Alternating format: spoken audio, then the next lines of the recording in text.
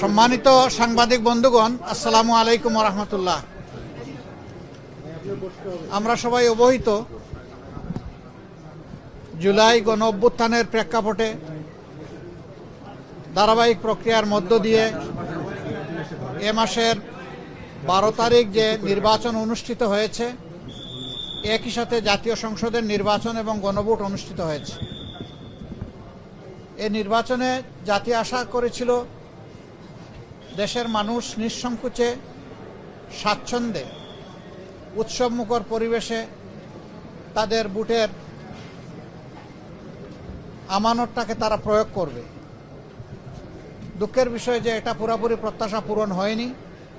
বেশ কিছু জায়গায় অনেক সমস্যা হয়েছে, আপনারা জানেন, ওইদিকে আজকে আমরা যাচ্ছি না। আজকে ছিল নির্বাচিত জনপ্রতিনিধিদের শপথের দিন। আমাদেরকে চিঠি দেওয়া হয়েছিল গতকাল গভীর রাতে, যেটা আমাদের জন্য কিছুটা অস্বস্তিদায়ক ছিল। তারপরে আমাদের নাগরিক দায়িত্ব হিসাবে দেশবাসীর প্রতি সম্মান রেখে আমরা এসেছিলাম শপথ নিতে। ইতিপূর্বে বেশিরভাগ ক্ষেত্রেই আমরা লক্ষ্য করেছি একই দিনে একই সময়ে শপথ অনুষ্ঠান অনুষ্ঠিত হতো। এবারই বোধহয় আপনারা তার ব্যতিক্রম লক্ষ্য করেছেন। সরকারি দল আমাদের আগে তারা শপথ নিয়েছেন। আমাদেরকে সংসদ সচিবালয় থেকে যে পত্র বা চিঠি দাওয়াতনামা দেওয়া হয়েছিল, সেখানে 2টি শপথের কথা উল্লেখ ছিল। বলা হয়েছিল সংসদ সদস্য হিসাবে আমরা প্রথমে শপথ নিব, একটা সাদা ফর্ম আমাদেরকে বিলি করা হবে, প্রয়োজনীয় লেখাজোখা শেষ করে আমরা সেটা জমা দেব। আরেকটা শপথ হবে জুলাই চার্টার এবং গণভোটের যে প্রজ্ঞাপন হয়েছিল তার ভিত্তিতে সেই শপথটা গণভোটের শপথ, সংস্কারের শপথ। তো এখানে সংস্কার পরিষদ সদস্য হিসাবে আমরা আরেকটা শপথ নেব।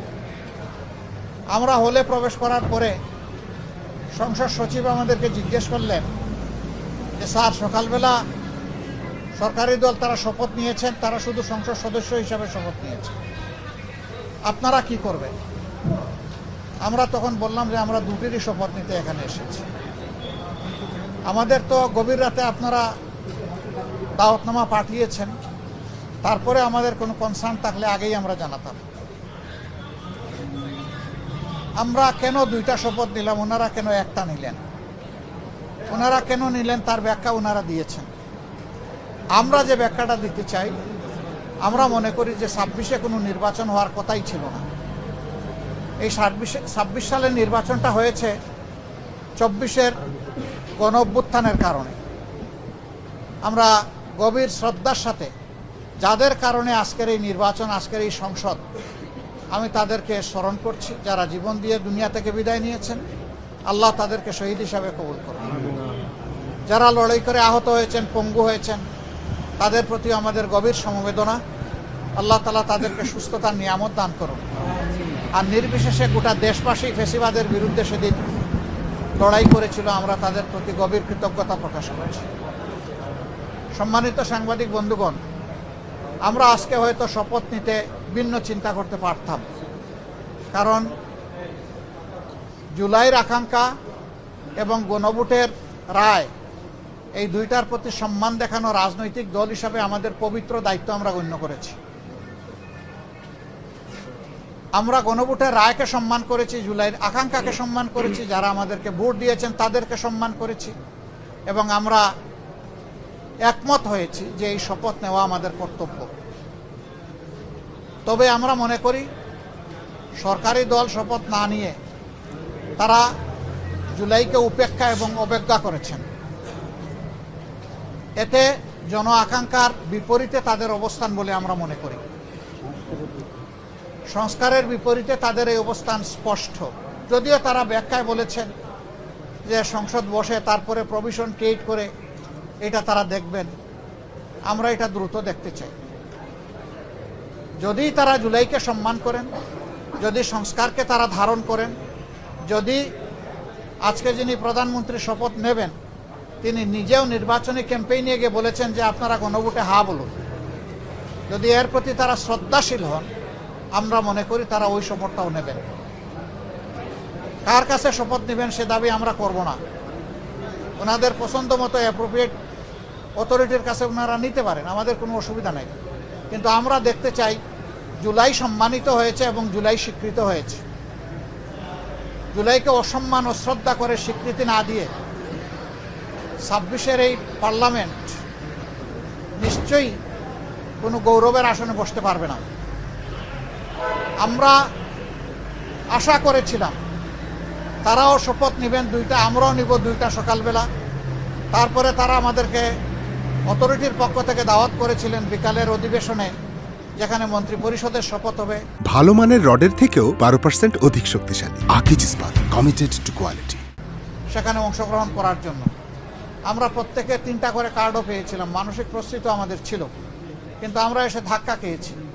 আমরা আমাদের জুলাই শহীদদেরকে অশ্রদ্ধা করতে পারি না, জুলাই যোদ্ধাদেরকেও আমরা অশ্রদ্ধা করতে পারি না। যার কারণে আমাদের শত ইচ্ছা থাকা সত্ত্বেও বিকালের এই শপথ অনুষ্ঠানে আমরা যে অংশগ্রহণ করতে পারলাম না, আমাদের একটা আফসোসের জায়গা থেকে গেল। আমরা স্বাচ্ছন্দ্যে যেতে পারতাম যদি আমাদের মতো তারাও 2টা শপথ নিতেন, তাহলে আমাদের কোনো ধরনের কোনো আপত্তির জায়গা থাকতো না।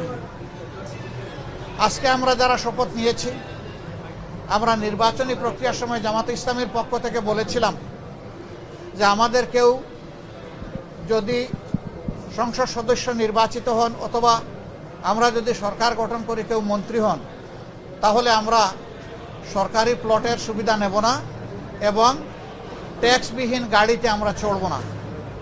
আমরা আজকেও আবার পুনর্ব্যক্ত করছি, আমাদের এই সিদ্ধান্তে আমরা অবিচল এবং অটল। আমরা এটা নিব না এই সুবিধা। এছাড়া বাকি কতটুকু না নিয়ে পারা যায় সেটাও আমরা দেখব। আমরা সরকারি দল হতে পারি না, এই নিয়ে আমাদের কোনো আফসোস নাই। আমাদের আফসোসের জায়গা পরপর 3টা নির্বাচন ধ্বংস হয়ে যাওয়ার পরে জাতি বড় আশা করেছিল, যেভাবে উৎসবমুখর পরিবেশে তারা অনেকে ভোট দিয়েছেন, ঠিক তাদের ভোটের প্রতিফলনটা হবে যখন ফলাফল প্রকাশ হবে। কিন্তু সেখানে অনেক কিছু ঘটেছে, সেটা অন্য এক সময় আমরা বলবো। যার কারণে জাতির এই উৎসব ফল প্রকাশের সাথে সাথে মিলিয়ে গেছে। তারপরেও আমাদের পক্ষ থেকে আমরা বলতে চাই, আমরা দেশকে ভালোবাসি। দেশ এবং জনগণের ভালোর জন্য সরকারও যদি কোনো উদ্যোগ নেয়, আমাদের সমর্থন তারা পাবেন। কিন্তু যদি আমরা দেশ এবং জনগণের স্বার্থের বিপক্ষে কিছু দেখি, তাহলে আমরা জনগণের হয়ে এই জনস্বার্থ বিরোধী কাজের বিরুদ্ধে আমরা লড়াই করব, আমরা প্রতিরোধ গড়ে তুলব ইনশাআল্লাহ। এবং সেটা জনগণের জন্য, জনগণকে সাথে নিয়ে। আমাদের এই ক্ষেত্রে নীতিমালা একেবারেই স্পষ্ট, তাওয়ানু আলাল বিররি ওয়াত তাকওয়া ওয়ালা তাওয়ানু আলাল ইসমি ওয়াল উদওয়ান। আমরা ভালো কাজের সবগুলাতে সমর্থন করব, কিন্তু যদি জনস্বার্থ বিঘ্নকারী কিছু হয়, আমরাই সবার আগে প্রতিবাদ এবং ক্ষেত্র বিশেষে প্রতিরোধ গড়ে তুলব ইনশাআল্লাহ। আমরা দেশকে ভালোবাসি, এদেশের মানুষকে ভালোবাসি। আমরা এই শপথ না নিলেও পারতাম, অনেক কিছু হয়েছে আমাদের সাথে। কিন্তু আমরা চাই ক্রমান্বয়ে গণতন্ত্র তার প্রাতিষ্ঠানিক রূপ পাক। এই রূপে ফিরে আসতেই হবে, এর কোনো বিকল্প নেই। এই জন্যে আমরা শত কষ্ট থাকা সত্ত্বেও আমরা সংসদে অংশগ্রহণ করছি এবং ইনশাল্লাহ আপনারা দোয়া করবেন আমরা যেন দেশ জাতির পক্ষে ভূমিকা রাখতে পারি। আমাদের নীতিমালার মাঝে দেশের ভিতরে আমরা চাই প্রত্যেকটি নাগরিক যেন তার নিরাপত্তা নিশ্চিত পায়, দেখতে পায়। মানুষের অর্থনৈতিক মুক্তি যেন আসে, যুবকদের বেকারত্ব যেন দূর হয়, কর্মসংস্থান যেন তৈরি হয় এবং মর্যাদাশীল একটি দেশ হিসাবে পররাষ্ট্র নীতি যেন আমরা নিজেরটা নিজেই আমরা গড়ে তুলতে পারি। বিদেশের সকল সভ্য দেশের সাথে আমাদের আন্তরিক এবং বন্ধুত্বপূর্ণ সম্পর্ক থাকবে, পারস্পরিক শ্রদ্ধা এবং সমতার ভিত্তিতে ইনশাআল্লাহ। আমরা গভীর পরিতাপের সাথে লক্ষ্য করছি, নির্বাচনের রাত থেকে, আগে তো কিছু ছিলই, বিশেষ করে নির্বাচনের রাত থেকে বাংলাদেশের বিভিন্ন এলাকায় ব্যাপকভাবে আমরা এখন যারা বিরোধী দলে আছি তাদের পক্ষে ভোট দেওয়ার কারণে, নির্বাচনী কর্মী হিসাবে কাজ করার কারণে, সমর্থনের কারণে নারী পুরুষ নির্বিশেষে সকলের উপর ব্যাপক হামলা হচ্ছে। আমার জানা মতো সবচেয়ে বেশি হয়েছে হাতিয়ায়, কিন্তু কোনো জায়গায় এটা থেকে বাদ পড়েনি। আমরা সরকারি দলের কাছে দায়িত্বশীল আচরণ আশা করি। আমরা আহ্বান জানাবো এখনই সেটা বন্ধ হওয়া উচিত। সরকারের জন্য নয়, দলের জন্য নয়, সরকার জনগণের জন্য। এবং আমরা দেখতে চাই যে এই ব্যাপারে দৃশ্যমান পদক্ষেপ তারা নিয়েছেন, এই অবনতিশীল পরিস্থিতির উন্নতি হয়েছে। তারা যদি কোনো ইতিবাচক উদ্যোগ নেন, আমাদের অকুণ্ঠ সমর্থন এবং সহযোগিতা পাবেন। কিন্তু আমরা বলবো যে যদি এই ধরনের কাজ অব্যাহত থাকে, আমরা জনগণের পাশে দাঁড়াবো, একেবারে ফার্ম হয়ে দাঁড়াবো। এখানে আমরা কোনো কম্প্রোমাইজ করব না, কারণ আমরা দীর্ঘ রাস্তা স্বৈরাচারের বিরুদ্ধে লড়াই করে এই জায়গায় এসেছি। বিশেষ করে আমাদের যুব সমাজ, তারা যে ঐতিহাসিক ভূমিকা পালন করেছে, সেই যুব সমাজ এখনও বাংলাদেশে আছে। আমরা সেই যুব সমাজের প্রত্যাশা পূরণে অঙ্গীকারবদ্ধ। তারা যে সমতা এবং বৈষম্যহীন ন্যায় বিচার ভিত্তিক সমাজ চেয়েছিল, সেই সমাজ গঠনে আমরা কারো সাথে কোনোভাবেই আপোষ করব না। এ সমাজ গঠন করতেই হবে। যতক্ষণ পর্যন্ত এই লক্ষ্য অর্জিত না হবে, আমাদের লড়াই ততক্ষণ পর্যন্ত চলবে সংসদে, চলবে রাজপথে এবং চলবে প্রয়োজনে আইনি ময়দানে। সব জায়গায় আমরা লড়াই অব্যাহত রাখবো ইনশাআল্লাহ। আপনারা দোয়া করবেন, পাশে থাকবেন। আমরা সবাই মিলে দেশবাসীর বুকে ধারণ করে সামনে এগিয়ে যাব। আমাদের কাছে দল বড় নয়, ব্যক্তিও বড় নয়। আমরা আমাদের বিদেশি বন্ধুদেরকে অনুরোধ করব, আমাদের দেশের সাথে, দেশের মানুষের সাথে আপনারা সম্পর্ক বৃদ্ধি করবেন। এখানে আপনারা যদি বিনিয়োগ করেন, আমাদের যুবকরা কর্মসংস্থানের সুযোগ পেয়ে যাবে। আমরা এটাকে ওয়েলকাম করব বিরোধী দল হিসেবে। আমরা চাই আমাদের দেশ এগিয়ে যাক। আমরা চাই না দেশ কোনো আর অন্ধকার গর্তে, চূড়াবালিতে হামাগুড়ি খাক, এটা আমরা চাই না। আপনাদের সবাইকে ধন্যবাদ।